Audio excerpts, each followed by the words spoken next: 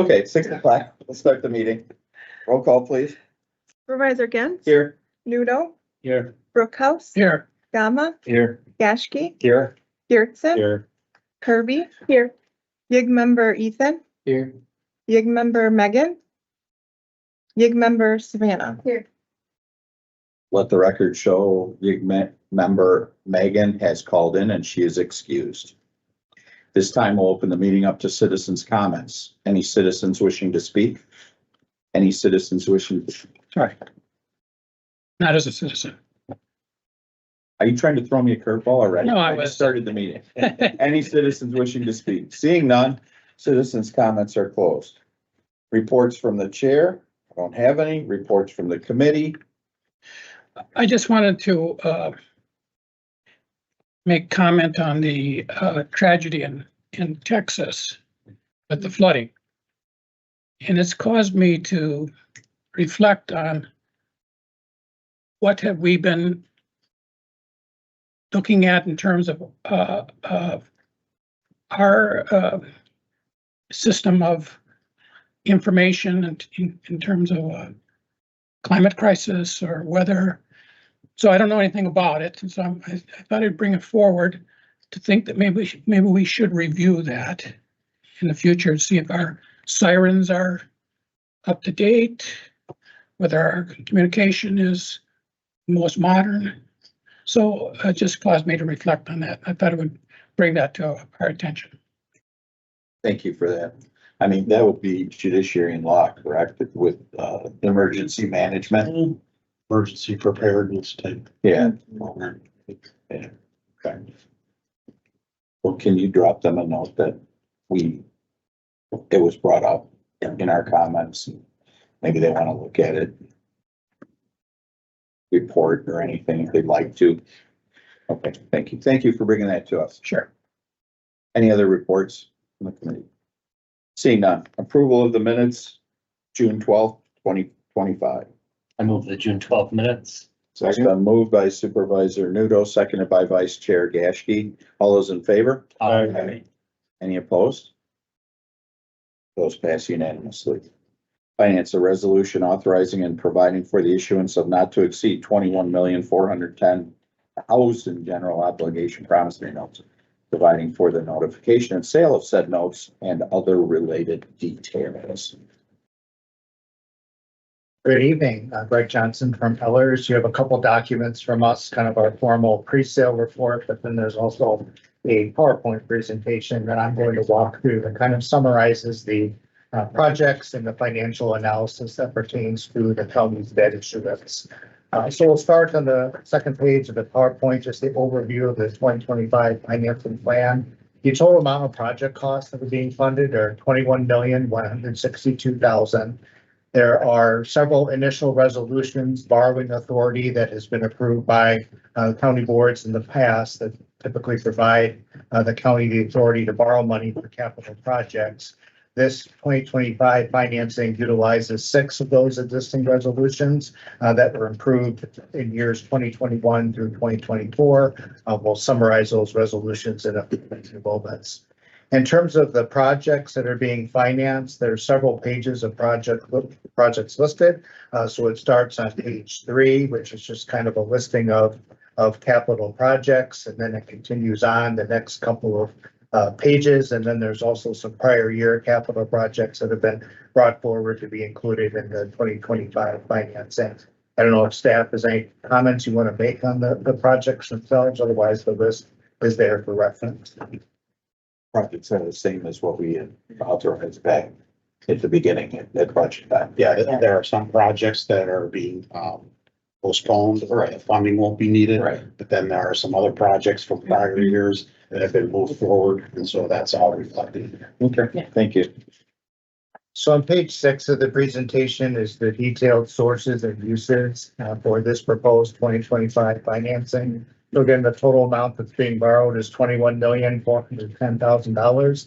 And then that borrowing authority is spread out over several resolutions, which are listed across the top. So resolution 2024-59, 2366, 2252, 2250, 2249, and 2176.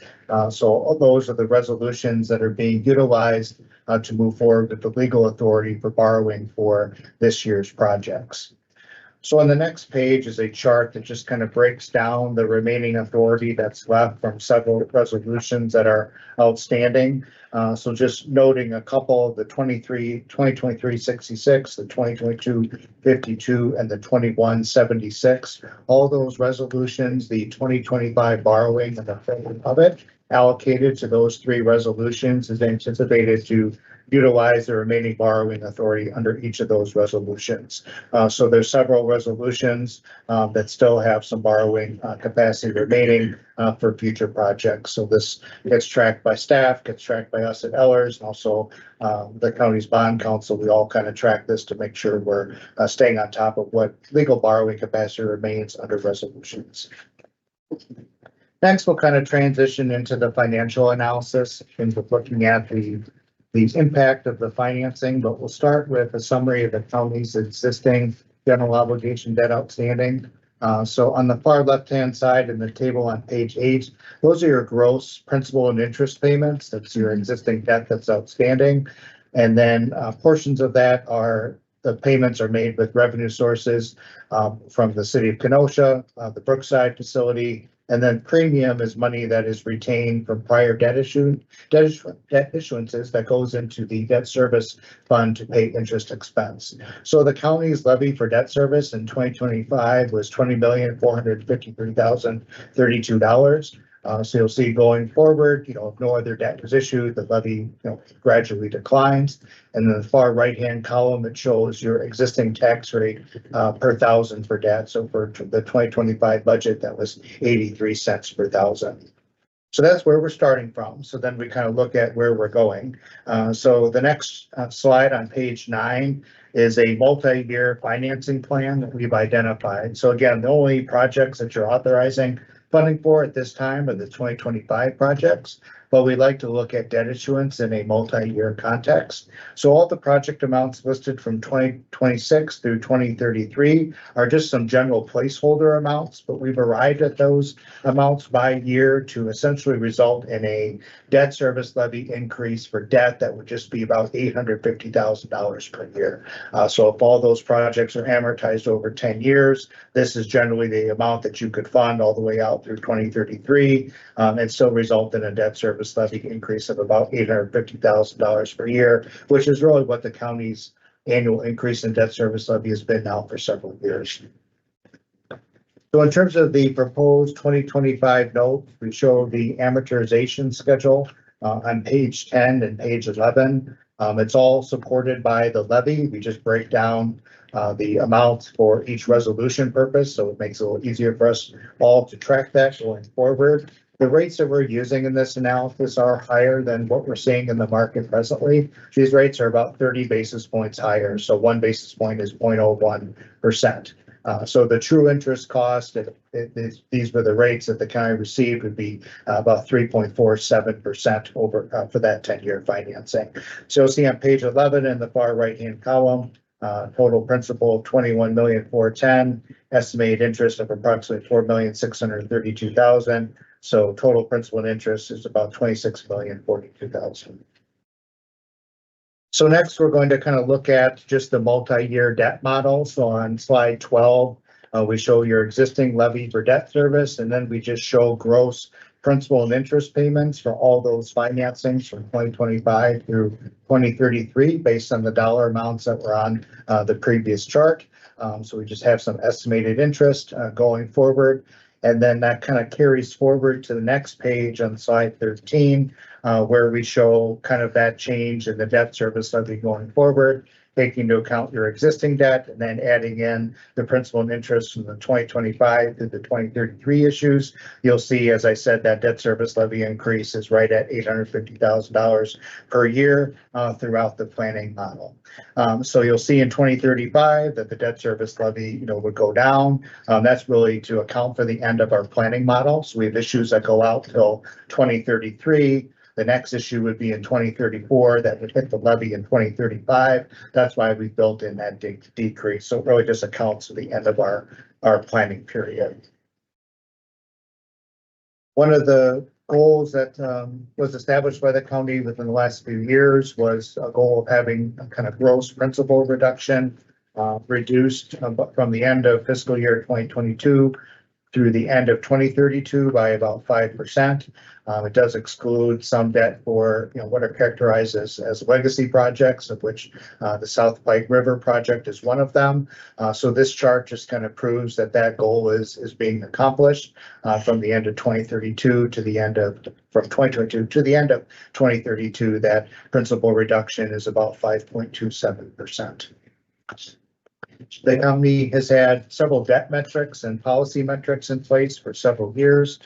Those are summarized on the next chart. So the adjusted debt burden, your policy metric says that should not exceed 0.8%.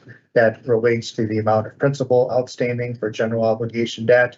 During the planning period, by the end of 2033, that actually decreases down to about 0.32%. The debt levy as a percent of your total expenditures, policy says it should not exceed 15%. During the planning period out through 2033, that highest percentage is 9.14%. And then the tax rate for debt service should not exceed $1.50 per thousand. During the planning period, it actually declines to about 73 cents per thousand. So the next chart on page 16 is really just there for background purposes. This is kind of how we calculate the net principal outstanding, to calculate all those debt metrics, kind of back out debt that's related to City of Kenosha, CABA, and the Brookside facility. But all the debt metric calculations are on page 17. So that shows those three policy metrics calculated out from the end of 2022 all the way through 2033. So bottom line is the county's in compliance with all the debt metric policies that it has in place with this multi-year financing plan. So to summarize, again, you're only acting on the 2025 projects at this time, but the multi-year plan from 25 through 2033 has about 170 million of projects included. The principal outstanding from year-end 2022 to year-end 2032 does decrease by the targeted goal of 5%. And then the debt service levy increase from 2026 through 2033 is targeted at about $850,000 per year, which is what derives the borrowing amounts. So where you're at kind of in the process, you're kind of, starting the debt issuance process in terms of the legal authorization this evening. So there's the initial resolution that's on your agenda for just the 2025 financing. If it's approved here, it goes to county board next week. Then we would look at selling the notes in August on the 19th. So we brought back to finance committee with the final sale results. And that will be presented to the county board that evening. So that's the overview of the 2025 financing plan and just the multi-year plan that we typically present when the county does its debt issuance. So I'll be happy to answer any questions. Any questions from the committee on that? Seeing that youth and governance, I know you didn't take all of that in, but do you have any questions that stick out in your mind while we have the Eller's representative here? No? Okay. Thank you very much. You're welcome. Okay. The chairman, I would move approval of the resolution. Moved by Supervisor Gearston, second by Supervisor Nudo to approve the resolution. Any further comments or questions?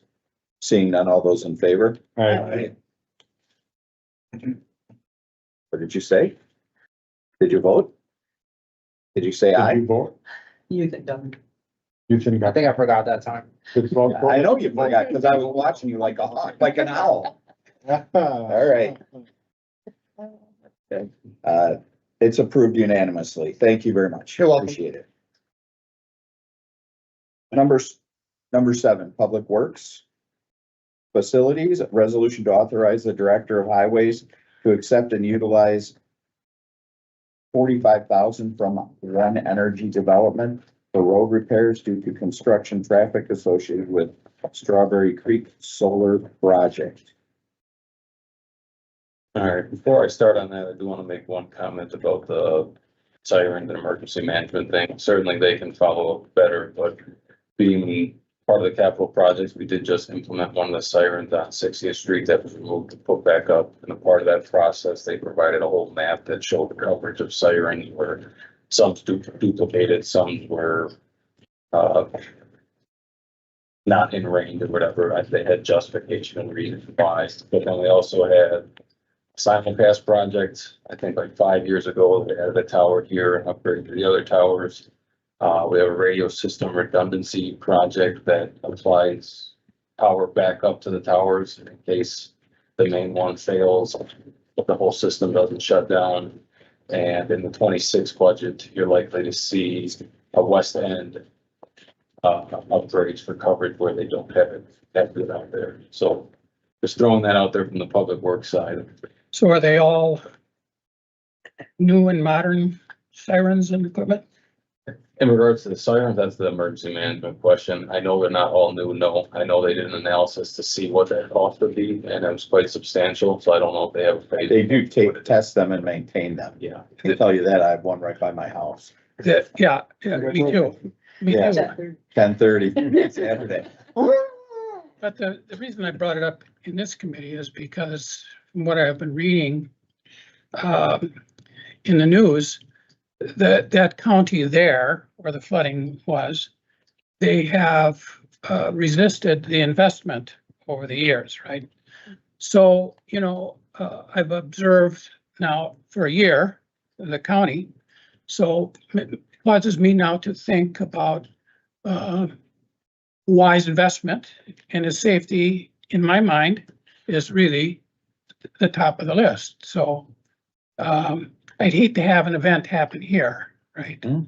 That's the rationale. No, for my I thinking. understand, and I know that isn't typical. I just wanted to give some back history of some of the safety measures that Public Works has been involved in. So emergency management can certainly follow a little more with the siren themselves. Because I think the siren by my house might be as old as I am. Some of them are old. They did that analysis. Yeah. Okay. Anyways, that's not why I'm here. I am here on behalf of Highways to present the resolution that requests authorization from Kenosha County Board of Supervisors for the Highway Commissioner to accept and expend $45,000 from One Energy, developer of Strawberry Creek Solar Project along Highway D and Highway K to be used for future Kenosha County roadway improvements. One Energy is constructing a Strawberry Creek solar project along Highway D and Highway K, whereas this project will increase construction traffic along the highways to access the site, whereas Kenosha County highways will undergo increased wear and tear from the additional construction truck traffic. One Energy acknowledges the impacts of construction truck traffic on county highways and has agreed to contribute $45,000 for the future roadway improvement in Kenosha County. Ultimately, when we propose these resolutions, there's two questions and a statement that's always asked. One, how do we come up with the dollar amount? Two, why do we apply such resolutions to the solar farms and not every other development? And a statement that follows is we don't want to push businesses away from coming to Kenosha County. So the dollar amount, $45,000 in this case was came upon because they used the $50,000 from the previous solar farm that was implemented down Highway K and Silver Lake. That was also a One Energy project. To be comparable, they took the acreage with the miles of pavement width and length and took that into a calculation of how much per acre per mile will constitute wear and tear, and then from those results, applied it to both the resolutions that you're gonna see. So that's why one is 45,000, one is 40,000. In regards to why do we only apply this to solar farms, there actually is an ordinance that was just brought to my attention today. I don't know if it was created in 2022, but it was last updated in 2022 that specifically states for solar farms that these type of agreements come into play. The reason being, on regular developments, traffic studies are conducted and the county has the ability to approve or deny such development based on their willingness to make accommodations for the roadway. They know that they're either gonna have to widen it, add turn lanes, whatever the case may be. Those steps aren't required or taken for solar farms. In regards to the developers, there's likely traffic that is going to continually happen on those roads, which is why the improvements are mandated. The solar farms, it's just going to be construction and traffic is gonna go right back out. The traffic was beforehand. So that is my spiel for such resolution. If there's any other questions. Supervisor Nato, you have the floor. Do the solar farms pay taxes?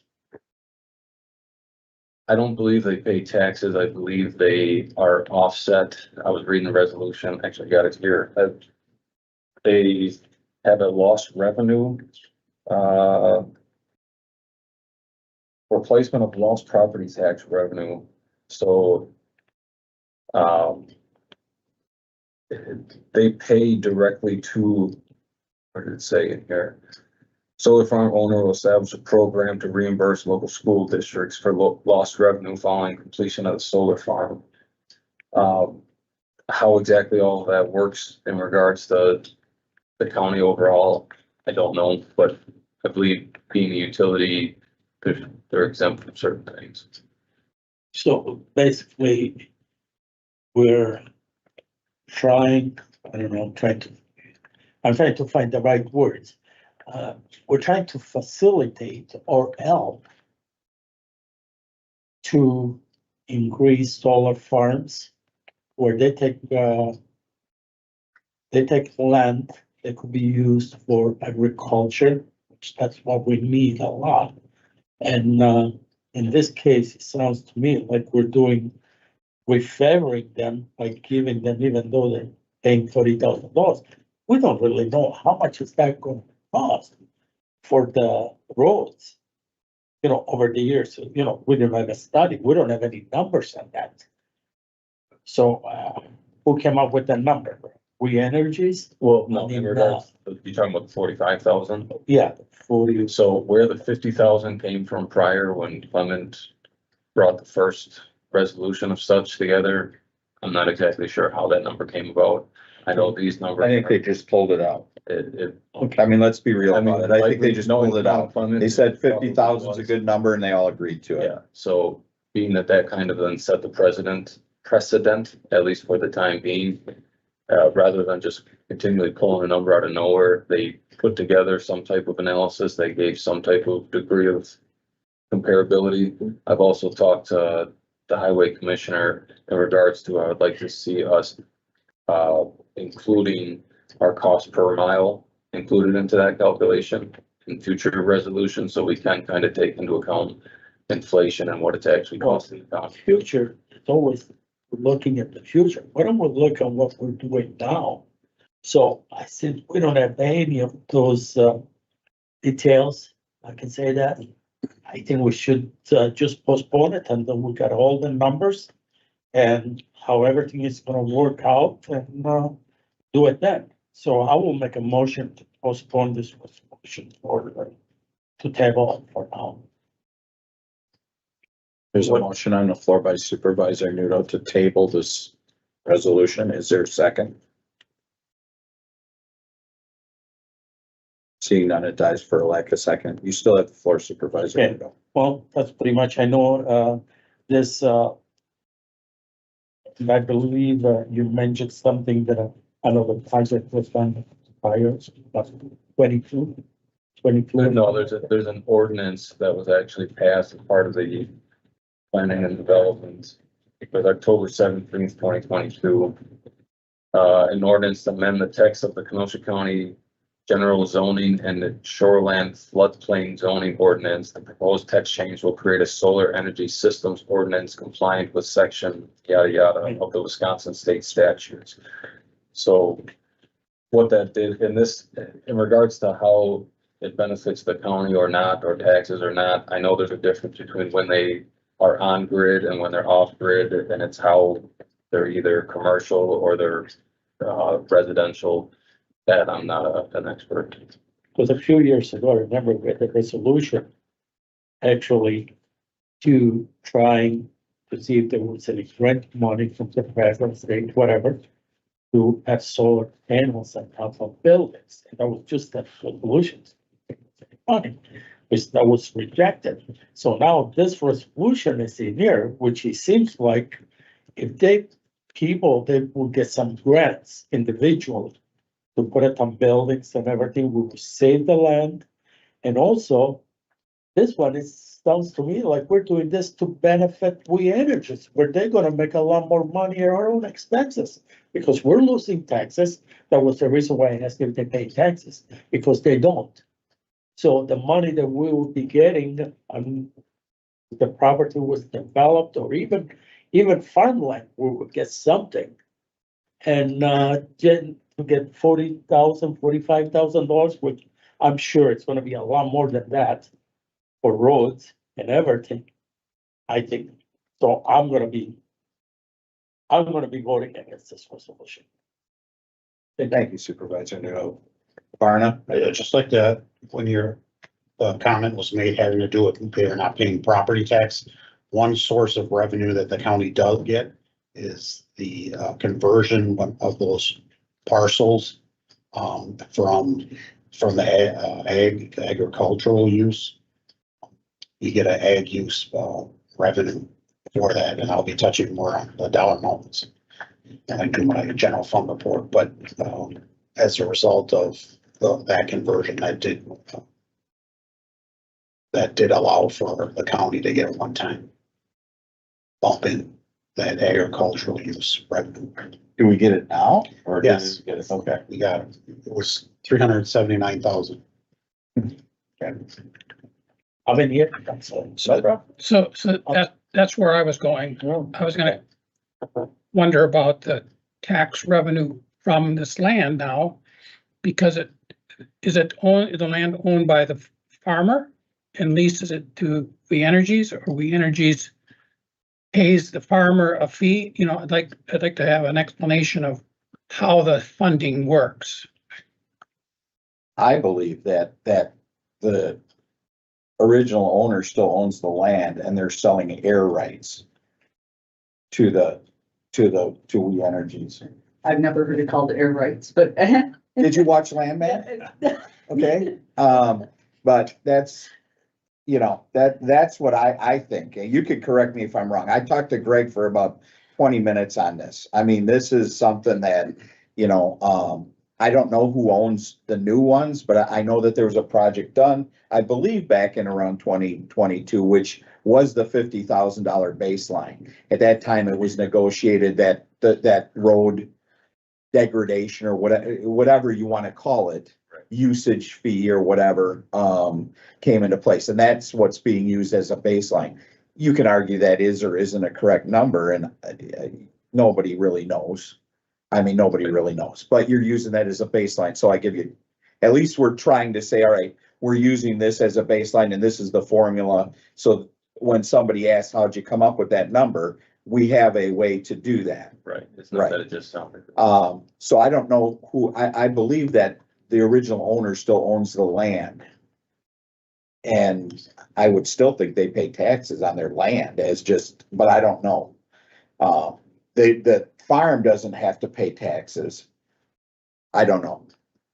And that, Do you have an answer to my question? Cause I'm on a roll now. I don't. Okay, well then wait till I'm done then. Okay. Okay, so in talking to him, he came up, gave me the whole calculation and how you came up with this. I don't see this as for or against solar farms. I think it's looking at road usage and how to maintain the roads. And my first comment was, well, if I was a company, I wouldn't want to pay for that. And then it was brought up about they do a traffic plan and we have the ability to adjust things with, which is totally, I agree with 100%, because they're using it. That's why there's a traffic plan created and why we can talk to them about road usage prior to. But with these, we don't. So, I mean, that's why at the end of the conversation, I'm not going to vote against it. Because I asked all the questions I had to, but that's kind of the take I get in. We're not going to get a U line coming in and, charging them for road usage while they're building their stuff, because they'll have a traffic study and we'll have talked to them about that, I would think, right? Correct. So that's my take on this whole thing. Not for or against solar farms. We're talking about roads. Right. And road usage, and I don't think we're gonna get taxes from the farm or any money back for our road usage up front. So that's why I think they're doing this. I don't have a problem with this on the solar farms. I've also been told that they haven't pushed back on these numbers. They've basically agreed with them. So, that's where I'm at with it. Supervisor Geertsen. Thank you, Mr. Chairman. The rationale that you mentioned to the committee is solid. And I consider that good rationale. I'm going to support this resolution. There's a couple other pieces. One, I'll just reiterate that when we were hearing argument against it, there wasn't an answer as to how much tax, or there was actually a presumption in argument against it that there were no tax proceeds. And then we learned after the argument that there will be tax proceeds. So the committee already is aware of that. So in addition to the rationale we heard from the chairman, there's that rationale we heard from finance, and there's one bit of rationale we haven't heard yet. And when I was at NACO conference about a year ago, I in particular went to a session on this. And what we learned, and we talked about the rooftop solar, and what we learned is that they're coming for your land. You can put all the rooftop solar in you want, and that won't materially affect them coming for your land. So again, that also evaporates that argument. So any argument against this policy is evaporated, and it's a solid policy and a good one for us to approve. I'm going to fully support it. And with that, I yield. Thank you. I just want to make a point of clarification too. I understand that this resolution generated these other conversations, but this isn't to approve or deny a solar farm going in. This is simply accepting money for their road usage. How that got approved, I know it goes through planning and they get involved. I don't know if it comes to the board and you guys all vote on whether a solar farm goes in or not, but yeah, this is specifically road usage, and it's not going to be the full amount to replace all the road that they do. It's just to accommodate the sped up wear and tear that it's going to cause on the road. There is other clauses in the ordinance that if they are to materially damage the road, they have to pay for that outright. So yeah, this in a sense is just for usage of the road. Yeah, so any rationale about them coming for our land is not really pertinent to this. That we, at this point, we're talking about the roads and a road usage type thing. So you have the floor. Thank you, Mr. Chairman. Well, there's no more discussion. I'd like to make a motion to approve. Second. Okay, it's been moved and seconded. All those in favor? Aye. Any opposed? No. The record shows Supervisor Nudo is a no. We'll move on to number 7. Resolution to authorize the Director of Highways to accept and utilize $45,000 from One Energy Development for road. 48. We're on 8. Resolution to authorize the Director of Highways to accept and utilize $40,000 from One Energy Development for road repairs due to construction traffic associated with Bristol Woods Solar Project. So I suppose you have the same. I was going to say, I couldn't have said it any better myself. Thank you. Thank you. Same exact philosophy, same exact argument discussion. Motion to approve. Second. Been moved and seconded. At this time, we'll open it to discussion. Supervisor Nudo, you have the floor. Okay, could you tell me why number 7 was 45,000.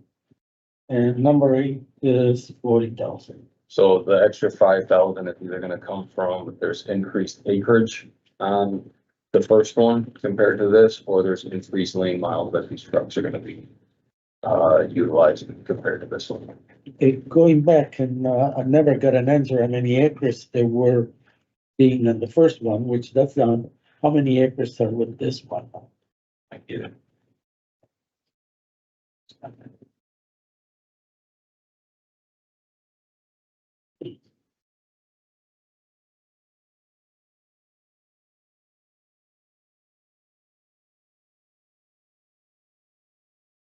So the first one, it accounted for roughly, it looks like 2 miles of road at 27 acres.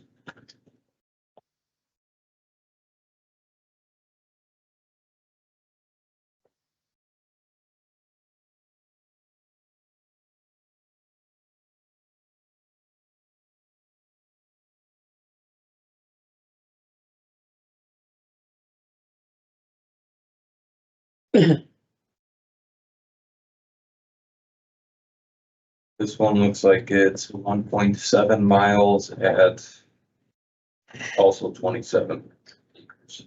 So it looks like the slight difference is just simply because of the mileage.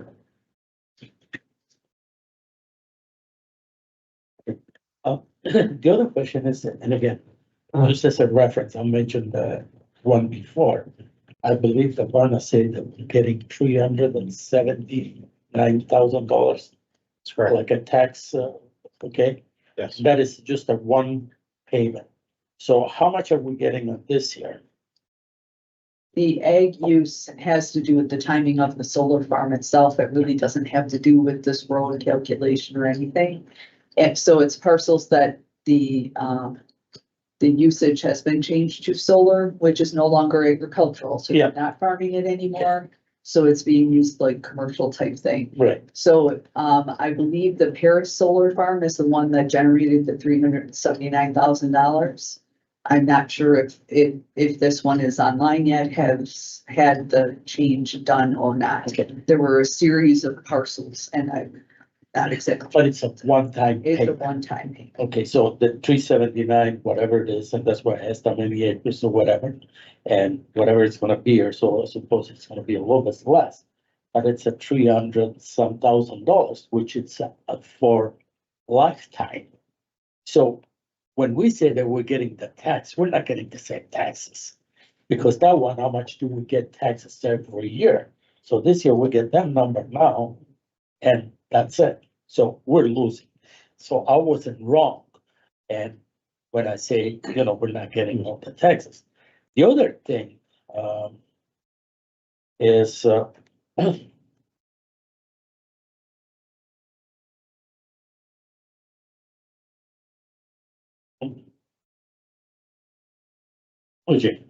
things. I don't know that, I'll think about it then. I got it right now. Okay, I think Barna said this was like an ag conversion Correct. fee. It wasn't really a tax. And I don't know what taxes are on a vacant piece of 27 acres. Right. But anyway, you're right. It's not a tax. It's a fee for a change in usage. So.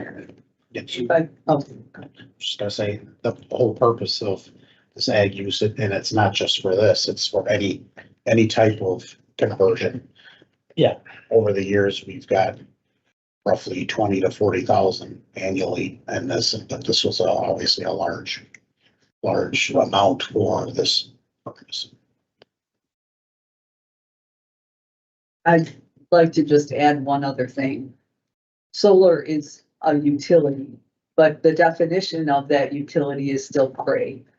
At the state level, when we had the coal power plant, that was a utility. They did not pay property taxes, but we got utility aid for that. The state has not really incorporated solar into the utility aid calculation. There are some green energy provisions that we get in revenue each year for having green energy. Doesn't go into effect until these things come online. So they've been being built, but they really haven't been online until just recently. So we'll see some influx from that, but it's gonna be offset then by the decommissioning of the Pleasant Prairie Power Plant. So that is to be the offset for the no property taxes for utility. There was legislation that was being considered at the state level about also giving utility aid for battery storage, which is a component of these solar farms, is those battery storage. They look like truck trailers. But that didn't make the cut in this budget. But it's still out there and there are people advocating for that. So we might see some additional revenue in the directions. We're getting way off the solar farm here. Let's focus on the roads. And so, it's been moved and seconded, I believe, right? Correct? Gottman, Gearston, and then, so now we need to vote. All those in favor? Aye. Aye. Any opposed? No. No? Thank you, Chris. You're still here for the next one. 9, a resolution to approve a permanent utility easement for CTH County Highway Q between Route 165 H4 LLC and Uline and KC. Yeah, so, whereas Route 165 H4 LLC, aka Uline, is proposing to install private fiber optic lines to connect an existing and their newly proposed facility on the north and south side of Highway Q at 104th and 128th Ave, whereas a 10-foot private fiber optic easement is proposed within Kenosha County right of way crossing Highway Q. Proposed fiber optic line is privately owned and not part of a public utility, whereas conditions set forth in the permanent limited utility easement protect Kenosha County and Route 165 H4 Uline's interests. I asked Greg in layman's terms, what does this mean? And ultimately, we are providing an easement so they can put in the fiber optic line, and if down the road this needs to be moved or adjusted or whatnot, it is not at Kenosha County's expense, it is a. Thank you. Next time, lead with that. Yes. Any questions? Okay, seeing none. Motion to approve. Moved by Supervisor Gama, second by Supervisor Kirby. Any further questions or comments? Seeing none, all those in favor? Aye. Opposed? That passes unanimously. Thank you, Chris. Thank you guys. Ken, opioid update.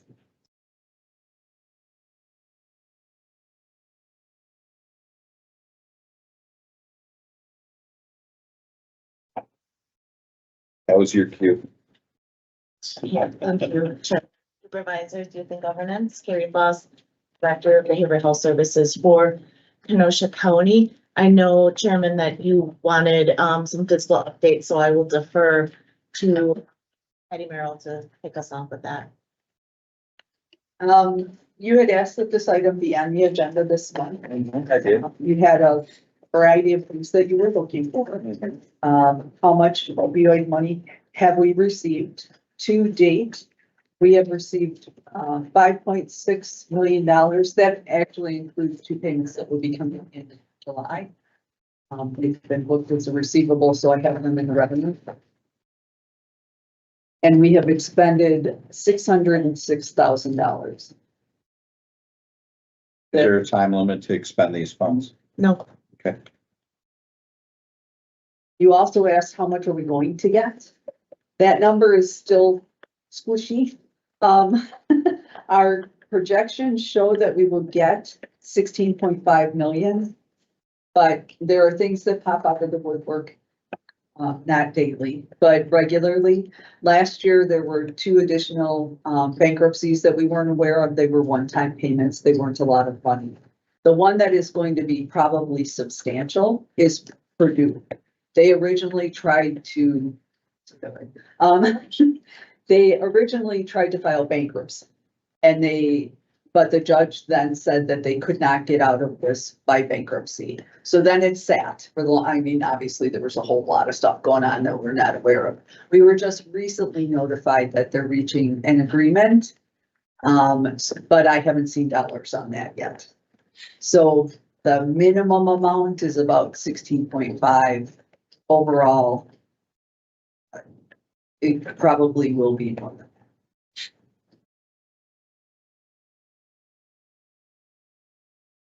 Anything else on my list? not for me.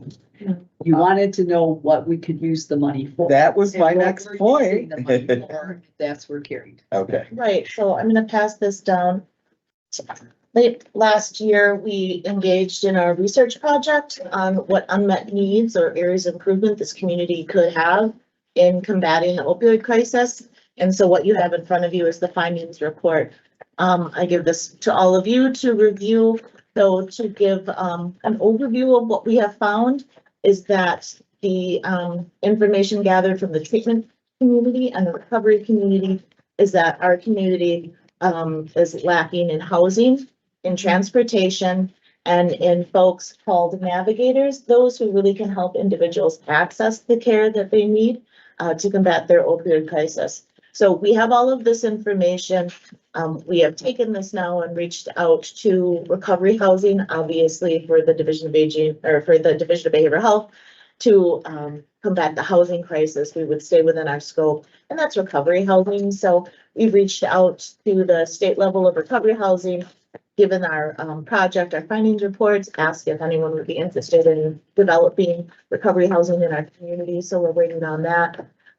We have written several grants to take a look at bringing in navigators, individuals that would help across the spectrum on how to help people access the care they need. And we continue to look at different ways for transportation.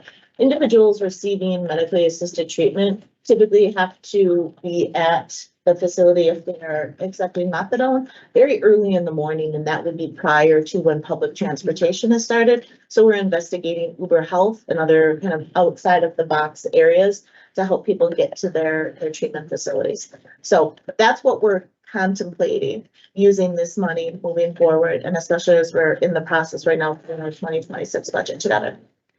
what about prevention? These things are more after the fact. What about prevention? What are some of your thoughts on, I know you think about it, so what are some thoughts in that area? So very early on, if you recall, one of the very first things we did with our opioid settlement funds was develop a position, the prevention specialist. So that is currently filled.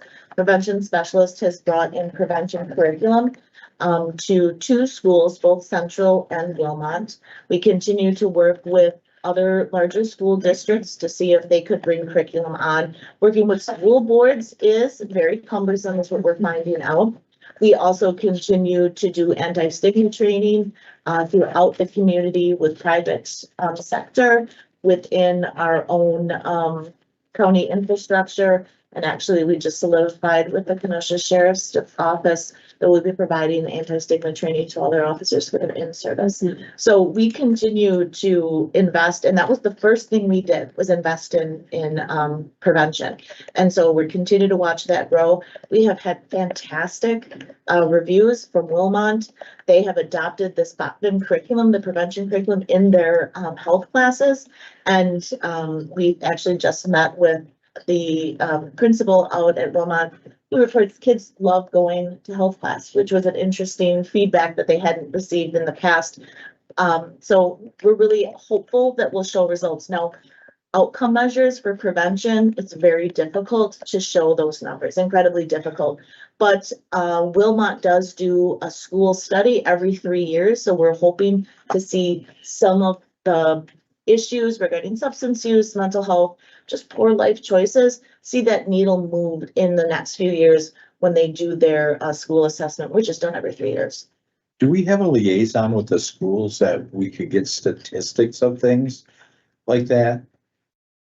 Like seeing their school. Yeah, I youth mean, just, assessment? somehow figure out a way of how many thick usage issues they have, or, I mean, is there any way to not more or less track it for the program you're talking about, but just to know Well, and I think that's excellent. We do have Wilmot's original, so because we wanted the baseline data, right? What was going on in the school prior to the prevention measures, and that's way how we are gonna measure our, how to produce outcome measures for all of you. So we have received the original, again, from what we're told through the school system is that those assessments are done every 3 years. So we have the baseline. We haven't yet seen the next results yet because the study hasn't even happened. But the answer is yes, Chairman, that we can get those numbers, that they're slow to come in, but absolutely, that's what we need to look at, Okay. without a doubt.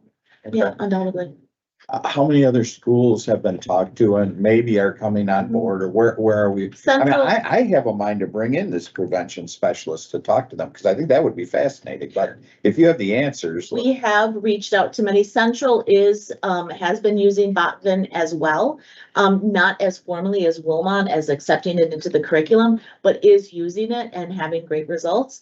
We have asked to speak with Kenosha Unified on many occasions and have met with them on many occasions and waiting to hear feedback from them if they would be interested in accepting this curriculum.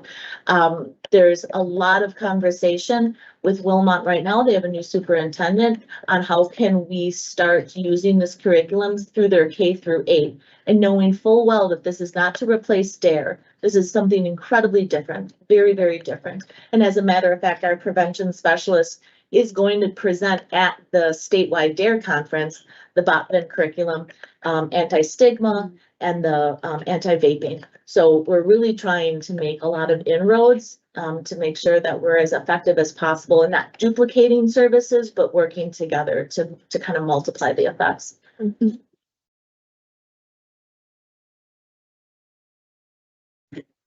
What's the hang up with Kenosha Unified? That's so many schools. I couldn't possibly answer that question. But we're gonna continue to try and there's a lot of great information and the folks that we're talking to are really receptive, so we're just gonna keep at it. Okay. Yeah. Well, I don't doubt that you are. Yeah, I mean, yeah. maybe I just we need to make some calls with some, people on the school board that handle the curriculum. That's And quite a process. I'm finding out that Well, adopting yeah, curriculum is quite a process. Well, I'm So sure. a lot of people involved. yeah, I'm sure. Yeah. Sure. Also, in my outside the box thinking, bringing the prevention specialist and leaking that to the Kenosha News and having them come in here and do an article on what we're trying to do and show Wilmot's success. And, I mean, we need to get the word out. I in my heart believe that preventing something is better than reacting afterwards. And so, Undoubtedly. yeah, so, and I know you agree, and I know that we're moving in that direction, but that's, I mean, anything we can come up with outside the box to think of ways to get our message out to maybe, I mean, I'd be happy with one less opioid crisis a year. I mean, anybody we can save is worth it to me. So, and we have these dollars, just need our plan. That's kind of why I wanted you to come in, to hear where we're at in the planning stages and where we are with moving forward with this. You're doing a great job. I just want to hear where we're at. Yeah, this findings report is fascinating. Some of it I was expecting to see. Certainly I knew housing and the lack of recovery housing in this community was going to be on there. We absolutely knew that. It'll be interesting if you do take a look at this, you're going to find out that a lot of our community treatment providers and the recovery community gave us feedback that our messaging on opioid crisis and services could be better. And that surprised me because in my perspective was, wow, we do so much messaging. But when you really get into the results and the feedback, it was not so much messaging, but centralized messaging, right? Putting it together, having every aspect of this community, making a centralized effort with the right brand and the right message, with the right phone numbers, with the right access to care. That's what we were lacking on. So that was great feedback for us. So we've taken pause and across the divisions within the county and our partners with the sheriff's office, we continue to, let's make sure we're on the same page. The other great thing too is that when we talk about messaging over overdoses, that includes our medical examiner's office, all of our law enforcement agencies in this community, public health and behavioral health. And so we do have a group that gets together to talk about what does the messaging needs to look like when our community needs to hear about warnings right away. That's probably why messaging came up. You mentioned 18 different things right there, all having a piece of this. So, you know, maybe, again, oftentimes I think without formulating where I'm going with it, it's a weakness, but it also can be a plus. So thinking outside the box, maybe we need to create some centralized messaging thing so that they don't have to worry about, do I call the sheriff's department? Do I call behavioral health? Do I call so-and-so? Do I call this, that, and the next thing? I mean, maybe we need some centralized, right? This is the deal, boom. And then have everybody feed like a wagon wheel into that.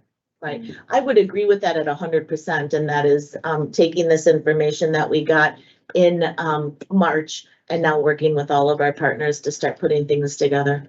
Absolutely. Yeah, Yeah. I'd like to hear where you go with that. Yeah. A messaging update down the road.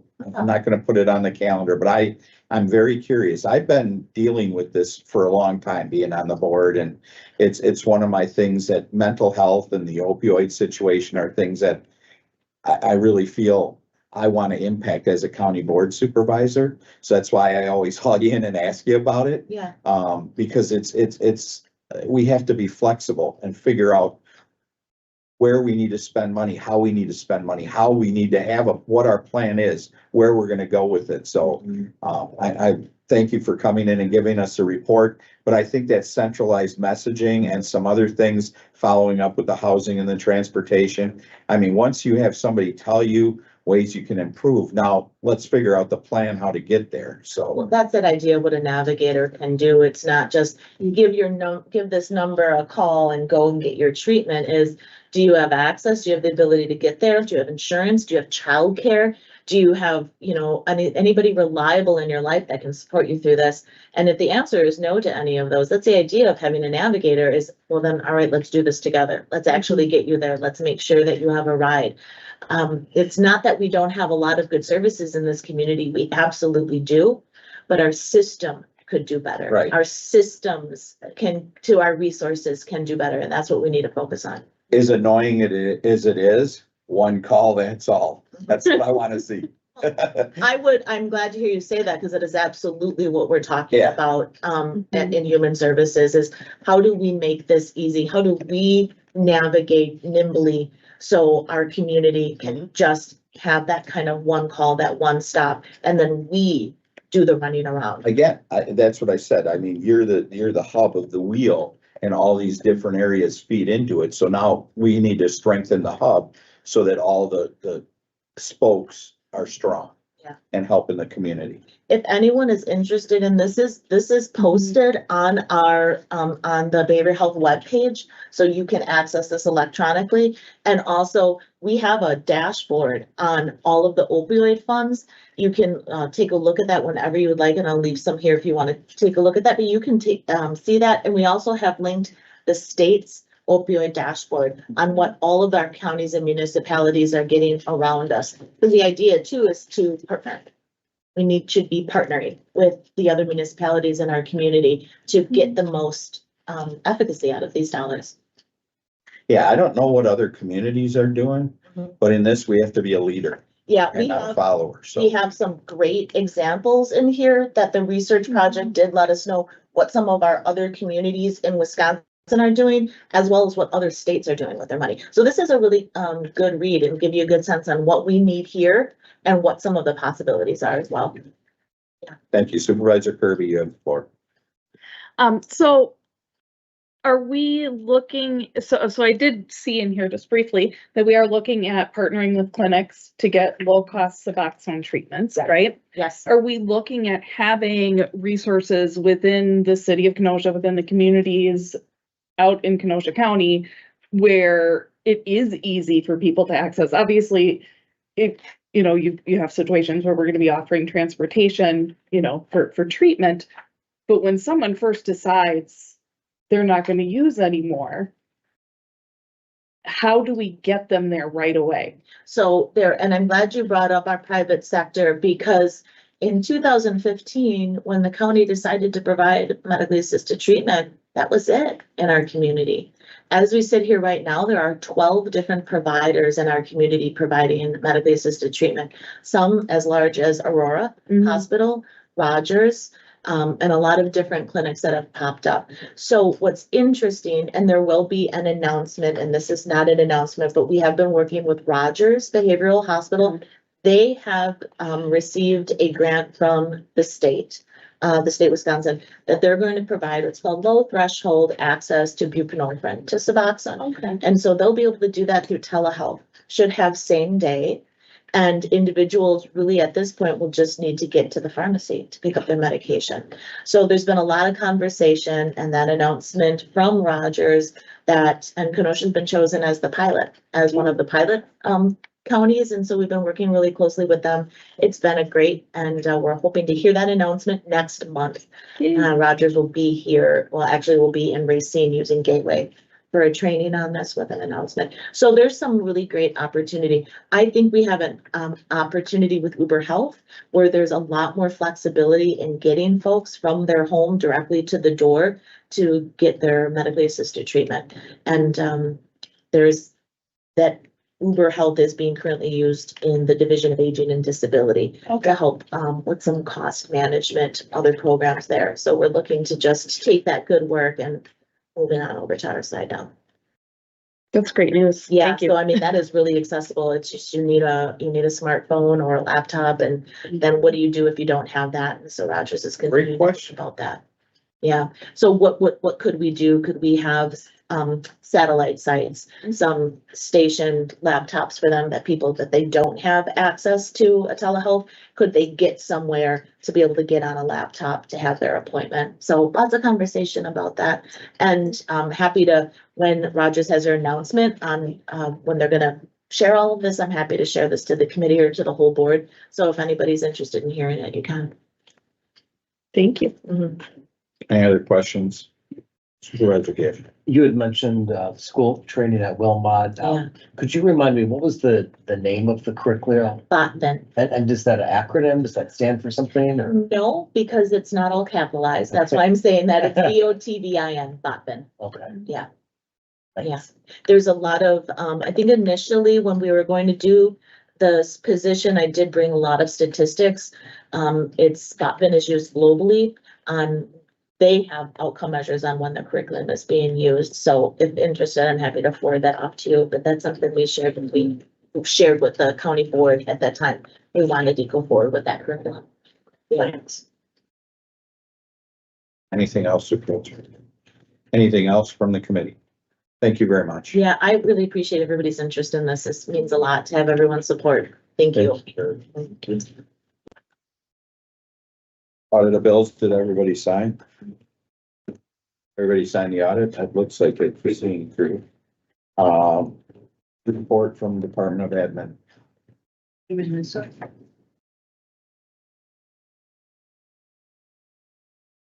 Evening Supervisors, Youth and Governance, Claire Tappa, Director of Human Resources. I just wanted to talk a little bit about a report that was included with your packet for tonight's meeting. This is a report from UMR, who is our health insurance administrator, and it's regarding some fraud that was committed against our plan. So there were a group of providers using various tax identification numbers who billed our plan for $1,242,000 in durable medical equipment claims. This was during a period earlier this year, mid-February through March. And it was a lot of activity on our plan for these types of claims that were abnormal. So UMR acted pretty quickly to recognize the abnormal amount of claims. Unfortunately, $19,858 were paid out before they were able to recognize what was going on, and they were able to deny 1.2 million from getting through.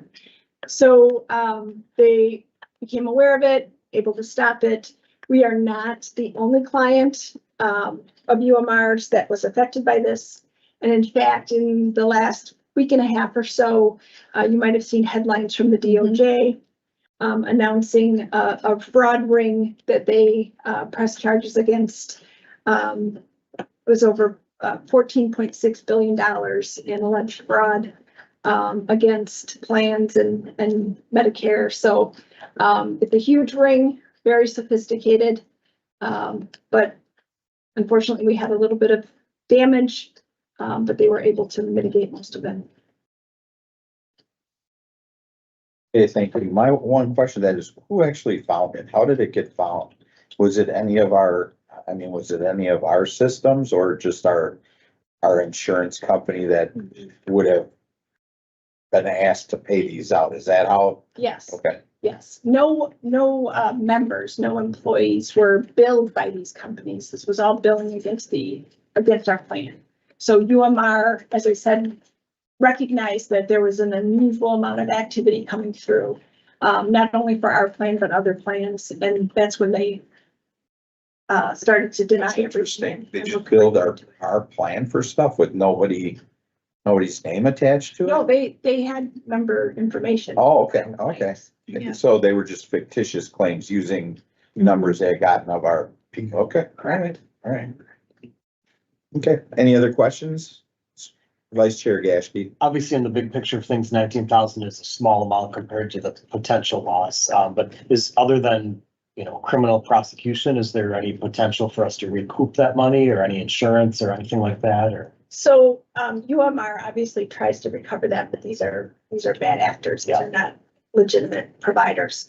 Whether anything comes of the criminal charges against them, and if there's anything recovered through that and it goes down, we'll certainly find out and attempt to.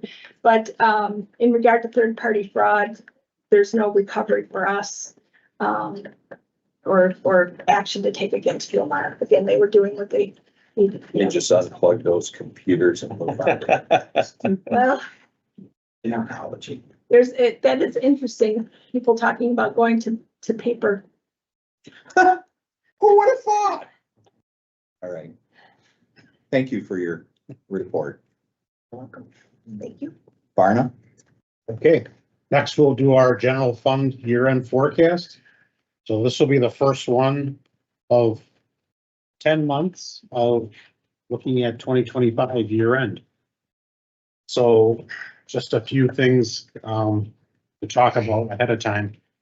At this stage of the game, we basically have 4 to 5 months of experience as part of our projection here. So very unclear when it comes to final numbers but what I can report on and the takeaway that I want you to is what items are trending positively so far this year.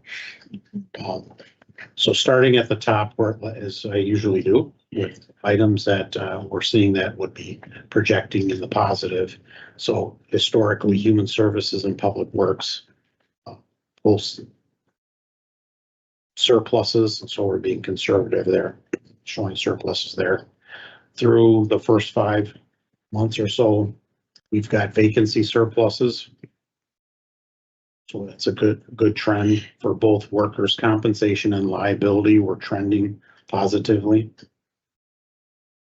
The treasurer revenue, we're showing a surplus at this point, and the largest component of that is that 379,000 of ag use that was not budgeted for. Circuit court, county clerk, register of deeds, revenue surplus, we're projecting at this point a surplus there. And also in tax delinquency reserve, a reduction of that, which flows to our bottom line, so that would be a surplus. Sales tax revenue, so we've received 4 months so far this year. They were the best 4 months in total that we've ever had, so that's a good trend. We're up almost 6% over last year.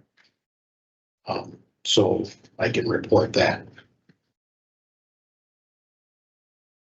On the bottom side, items causing decrease to the general fund will be items that would have deficits. We're projecting in the sheriff's department, both operating expenditure and operating revenue deficits. These are the usual suspects: overtime, pharmaceutical costs for inmates, medicals, and groceries. On the revenue side, federal inmate revenue is down. We're not getting a bump that we anticipated. We believe this has to do with the concentration more on immigration as opposed to the normal inmate traffic we would have as a result of that. On the health insurance side, we're considerably showing a smallish deficit. We are seeing a positive trend when it comes to the prescription costs with those administrative things that stop gaps that we put in as part of this year's insurance plan. We're seeing positive results of that. In the first 4 months or so, we usually have high claim costs, and in the summer they tend to back down. But I'll be reporting on that as we go forward in the next few months. But overall, bottom line, we're looking at a break even. Still shows, even with the increase in the general fund expenditures, we're still in that 29-30% range. And this will be the report that we'll use for our rating agency presentation that we'll have in just short of 3 weeks with them. So we'll report that as well. So with that, I'll take any other questions. Supervisor Nagel. Just for information, Mhm. what was the highest point for, as a percentage on the general fund? Like now we're 29.11. You recall the highest percentage we ever had? I think we have ended the year, I think, over 30%. There's been some months that we projected in the 32% range. That's what I thought. That's why I asked. I thought it was. But ultimately, I don't think we ended necessarily in the 32% range, because not only is there the surplus, Yeah. but then there's also the bottom line, Sure. the bottom part of the denominator, the denominator of Right. that fraction, that's always a moving target, and we don't know that until the very end. So as in the case like last year, we had a lot of expenses come through, so that number was inflated. But even with that and with where we were, we still were in this 30% range. But I thought I remember 32%. That would have been probably the high point. Thanks. Sure. So Supervisor Kirby. And this might be for Patty. So do we have any breakdown on the sales tax revenue on how much is from the state of Wisconsin just hammering down on people to make sure they pay sales taxes that are owed? Oh, okay. Because I think I've noticed that they really seem to be going after people, at least for the last few months. And it could have something to do with things, but we don't get that kind of information. Oh, okay. Yeah. In fact, as part of the rating agency presentation, I've been digging into the state site and getting the breakdown of the types of revenue, the sources, the sectors and subsectors that make up our sales tax revenue. I don't have anything for 25 on that. And one of them stopped in October of 24, but fortunately I found another area where it went through all the way through the end of the year. Okay. The majority of our sales tax revenue comes from retail and has, surprisingly still, it wouldn't surprise me for 25, but for 24, it kind of surprised me that it's still automobiles is still the highest subsector of retail. The second subsector is non-store retail, which are the Amazons, the Wayfairs, and things like that, online only. Thank you. So you're telling me that right now we're tracking for 1.45 million shortfall with the sheriff's department due to, again, overtime. Yes. And didn't we budget closer to so that we weren't going to have these numbers? on some of the items on groceries and inmate medical, we did backfill some, but obviously not enough. And that is something we'll have to look at. Yeah. 26. Yes. I will also point out that inmate medical, we had to change providers. Yes. After the Yeah. budget was already put together, we were notified that NAPCare was leaving. So then they did an RFP, evaluated, but we knew that contract was going to be higher. I was bringing this stuff all the way up last year. I thought it would have been in 2025 where we adjusted overtime and trying to have more closer to the number. So I brought it up now. So now I'm here in maybe in 2026. This is gonna be on our agenda again, because I'm gonna blow a gasket again. So I mean, We talked about this last year. We did increase the overtime in the sheriff's department. We didn't increase it by $4 million. We've okay, talked well, about I'd ramping like it to up hear over how a couple you, of yeah, years. I'd like to hear what I your believe it went calculations from were. 1 to 2. I think we increased the overtime. Yeah. It went from 1.2 or whatever Yeah. they had for the prior year to 2.2, I think is what we increased it. And we've had meetings that the things that are causing it are things that most of it's out of our control. So the only way we're gonna be able to backfill some of this through budget. Shortly. 26. Okay, this is a fight for a later time. Okay, anything else? Yes, At the bottom of the 2025 general fund, and forecast paper, what does it exactly mean where it says like less and then the county board minimum requirement of the 17% general fund expenditures? Yeah, that's a good question. So the county board has, as part of their rules, they want at a minimum to have 17%.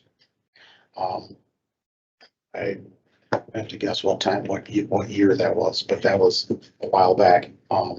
We've since then also passed that the target. Actually, is it a requirement to 30% now, or is it still a target?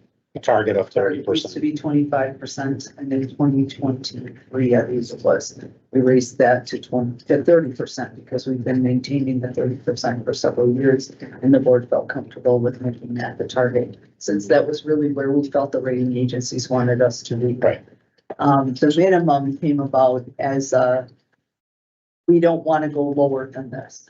So Supervisor Geertsen, of all people, could talk to the years that we were nowhere near it. When I look back through the old general fund reports and the old audits, there were years we weren't even at 12%. So that minimum number was, what is a sufficient amount of reserves, like absolutely the bottom. And our reserve policy that Varna spoke to identifies that if we did below that, we have to bring it above that within 3 years.